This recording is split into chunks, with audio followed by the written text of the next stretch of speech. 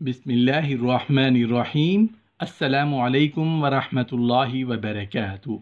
لوگوں کی تکلیف دور کرنے کا ثواب۔ حضرت حذیفہ رضی اللہ عنہ بیان کرتے ہیں کہ میں نے نبی کریم صلی اللہ علیہ وآلہ وسلم کو فرماتے ہوئے سنا کہ ایک آدمی مر گیا، اس سے پوچھا گیا تو کیا کرتا تھا، کیا تیرے پاس کوئی نیکی ہے؟ وہ کہنے لگا میں لوگوں سے خرید و فروخت کرتا تھا اور ان پر آسانی یہ کرتا تھا کہ مالدار کو مہلت دیتا اور تنگ دست کو معاف کر دیتا تھا۔ اللہ نے اس پہ یہ آسانی کی کہ اسے معاف کر دیا۔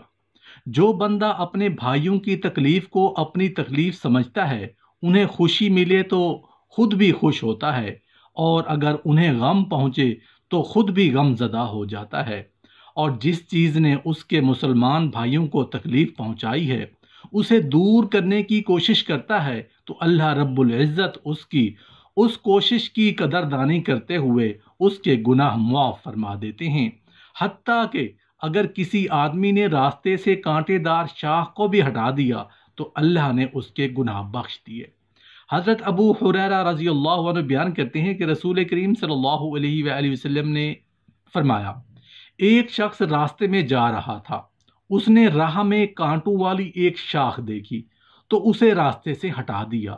اللہ تعالیٰ نے اس کی نیکی کی قدردانی کی اور اسے بخش دیا۔ حضرت ابو ہریرہ رضی اللہ عنہ نبی کریم صلی اللہ علیہ وآلہ وسلم سے روایت کرتے ہیں کہ انہوں نے فرمایا، میں نے جنت میں ایک شخص کو گھومتے پھرتے دیکھا، اس کا عمل اتنا تھا کہ اس نے ایک درخت کو راہ سے کاٹ دیا تھا جو راستے میں ہونے کی وجہ سے آنے جانے والے لوگوں کو تکلیف دیتا تھا۔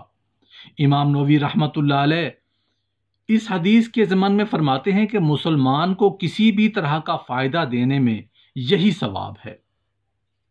یعنی احادیث مذکورہ میں تو لوگوں سے تکلیف دور کرنے کے اعتبار سے مثالیں ہیں، اصل چیز لوگوں سے تکلیف کو دور کرنا ہے، خواہ وہ کسی بھی قسم کی ہو۔ اور اپنے بھائی سے تکلیف دور کرنے سے نہ صرف گناہوں کی معافی مل جاتی ہے بلکہ قیامت کے دن اللہ رب العزت اس سے حساب کی سختیاں بھی دور فرما دیں گے۔ اس چیز کی وضاحت ذیل کی حدیث سے ہوتی ہے۔ حضرت ابو ہریرہ رضی اللہ عنہ سے روایت ہے کہ نبی کریم صلی اللہ علیہ وآلہ وسلم نے فرمایا، جو شخص کسی مومن سے دنیا کی تنگیوں میں سے کوئی تنگی دور کرے گا تو اللہ تعالیٰ اس سے آخرت کی تنگیوں میں سے کوئی دور فرما دیں گے، اور جو شخص کسی تنگ دست پر آسانی کرے گا اللہ تعالیٰ اس پر دنیا اور آخرت میں آسانی فرمائیں گے، اور جو شخص کسی مسلمان کی پردہ پوشی کرے اللہ تعالیٰ دنیا اور آخرت میں اس کی پردہ پوشی فرمائیں گے۔ اور اللہ تعالیٰ بندے کی مدد میں رہتے ہیں جب تک بندہ اپنے بھائی کی مدد میں رہتا ہے، اور جو کوئی آدمی ایسے راستے پہ چلا کہ وہ اس میں علم کی تلاش کرتا ہے اللہ تعالیٰ اس کے لیے جنت کا راستہ آسان فرما دیتے ہیں۔ اس حدیث سے معلوم ہوا کہ مسلمان بھائی پر آسانی کرنے سے اللہ رب العزت آخرت میں بدلہ دینے کے ساتھ ساتھ دنیا میں بھی اس کے لیے آسانی پیدا فرما دیتے ہیں۔ جس طرح کسی تنگ دست کی تکلیف دور کرنے اور اس پر آسانی کرنے سے اللہ رب العزت گناہوں کو معاف فرما دیتے ہیں، اسی طرح جسے تکلیف پہنچی ہے وہ اگر تکلیف پر صبر کر لے، جزا و فضا نہ کرے اور نہ ہی شریعت کا دامن چھوڑے تو اللہ تعالیٰ اس تکلیف کے عوض اس کے گناہ معاف فرما دیتے ہیں۔ یہاں تک کہ بخار بھی گناہوں کا کفارہ بن جاتا ہے۔ اس سلسلہ میں ہم صحیح بخاری کی چند روایات پیش کرتے ہیں۔ حضرت عبداللہ بن مسعود رضی اللہ عنہ نے فرمایا کہ ایک دن میں رسول اللہ صلی اللہ علیہ وآلہ وسلم کے پاس گیا، آپ بخار میں مبتلا تھے۔ میں نے اپنے ہاتھ سے آپ کو چھوا اور عرض کی، یا رسول اللہ، آپ تو شدید بخار میں مبتلا ہیں۔ رسول اللہ صلی اللہ علیہ وآلہ وسلم نے فرمایا، ہاں مجھے اس قدر بخار ہوتا ہے جتنا تم میں سے 2 آدمیوں کو ہوتا ہے۔ میں نے کہا، پھر آپ کے لیے 2 اجر ہیں؟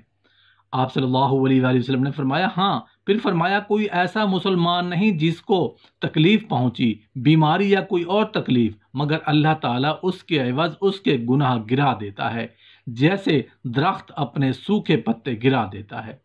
معلوم ہوا کہ بخار بندے کے گناہوں کو اس طرح سے جھاڑ دیتا ہے جیسے درخت کے سوکھے پتے جھڑ جاتے ہیں، لیکن اس میں شرط یہ ہے کہ آدمی جزا فضا نہ کرے، اللہ کا شکوہ نہ کرے اور نہ ہی شدت مرض کی وجہ سے شریعت کا دامن ہاتھ سے چھوڑے۔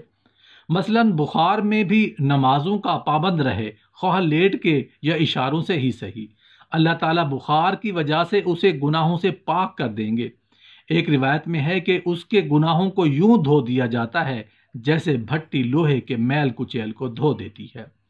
حضرت جابر بن عبداللہ رضی اللہ عنہ بیان کرتے ہیں کہ نبی کریم صلی اللہ علیہ وآلہ وسلم ام الحبیب ام المصیب کے ہاں آئے تو وہ بخار سے لرز رہی تھی، تو آپ نے پوچھا، اے ام المصیب تجھے کیا ہوا، تو لرز رہی ہے؟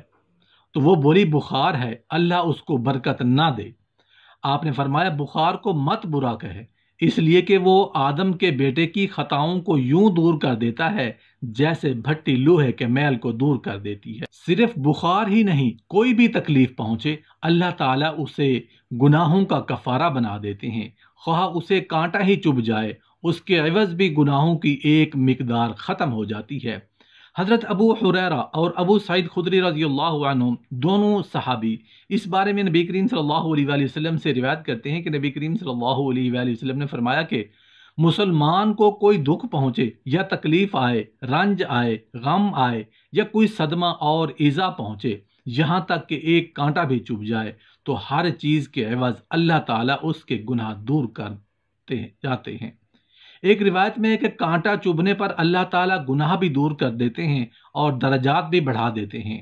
حضرت عائشہ رضی اللہ عنہ سے روایت ہے کہ نبی کریم صلی اللہ علیہ وآلہ وسلم نے فرمایا، کسی مسلمان کو کانٹا لگے یا اس سے زیادہ کوئی دکھ پہنچے تو اللہ تعالیٰ اس کے عوض اس کا ایک درجہ بڑھا دیتے ہیں اور اس سے ایک گناہ بھی مٹا دیتے ہیں۔ اس کی وجہ یہ ہے کہ مصیبت اللہ تعالیٰ کی طرف سے ہے، یہ بندے کا فعل نہیں، یہ دراصل بندے کو اللہ کی جانب سے گناہ پر بدلہ ملتا ہے، اس سے گناہ دور ہو جاتا ہے۔